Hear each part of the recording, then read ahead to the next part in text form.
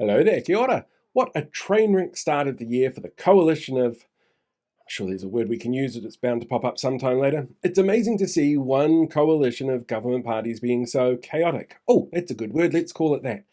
It's what Aotearoa voted for, though, so I'm sure that they don't have any issues with all of the things. Now, I say the start of the year because Parliament officially returned to work this week. As always, the year starts off with the Prime Minister's statement, where he claimed the country's been in recession for 3 years, blaming Labour for the current economic outlook.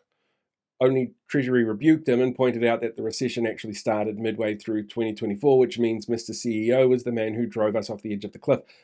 Put the country back on track. But Nicola Willis stands by his comments because of the recession vibes, apparently. Sounds like a great way for the Minister of Finance to make decisions. And their amazing economic growth plan to supercharge the economy, that's not being too well received either. So far, they've said that they want more tourists from China, more concerts at Eden Park, and a new digital nomad visa. None of which are magical economy boosting party tricks to the levels that the government would like us to believe, and all three of them in some way are reliant on people coming to the country. Where this week, three government ministers, including our Foreign Affairs Minister, who's the Deputy Prime Minister, and our Trade Minister, have made comments about foreigners coming to the country, apparently being really xenophobic when they did it. Oh, and anti-Mexican phrases right out of the playbook of one Donald J. Trump. And when it comes to people coming here to work, it was also revealed that Erica Stanford, the immigration minister, had steamrolled decisions about RSE work laws that, well, she pushed through without consulting the Pacific Island countries it's going to impact the most, and has been forced to apologize to them, which is also not going to help that speed run on the economy to get out of the recession they caused. Oh, but the new speed limit changes, those ones reversing Labour's blanket speed drops, will also apparently make us more productive. And only a couple of those words are accurate from that last sentence. You see, decreased travel times on new roads work out to be about, on average, 0.28 seconds per kilometre. But the increased risk of death on impact, that's always been exponential.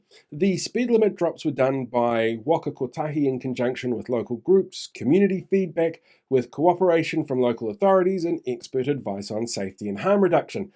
And they were never blanket. They were incredibly targeted. But when you run a campaign on slogans and dog whistles, you don't need subtlety or details.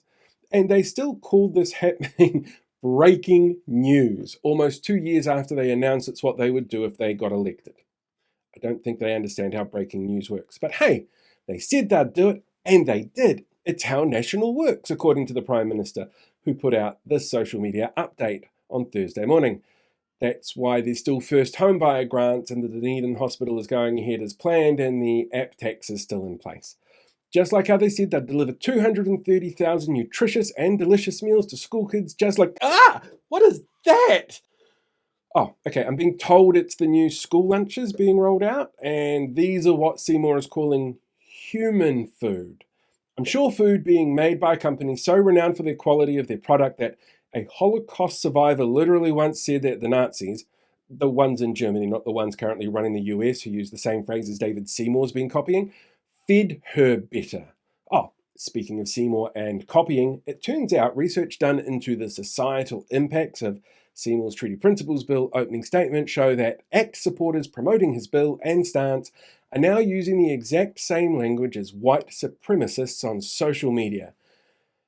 And it's spilling over to mainstream media comments on anything Māori. According to word usage quantitative data measurements done by former Disinformation Project researcher Dr. Sinjana Hatotawa.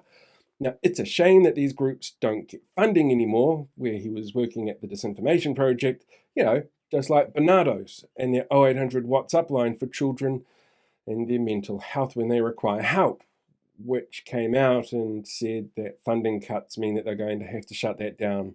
And in August last year, Karen Chower, the Minister for Children, said it was an operational matter and she couldn't intervene until she did on Thursday because it looks really bad to cut funding so ruthlessly you take away tools there to help stop kids from self-harming.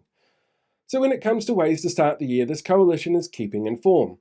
Not a good form, but the form expected from a three-headed taniwha under pressure because the results of their policies and actions have seen unpopular policies leading to a historically unpopular government for this point in the election cycle, led by a historically disliked, entitled and sorted Prime Minister, watching as they drive tens of thousands of New Zealanders away for a better life elsewhere. And it's still only the first week of Parliament for 2025.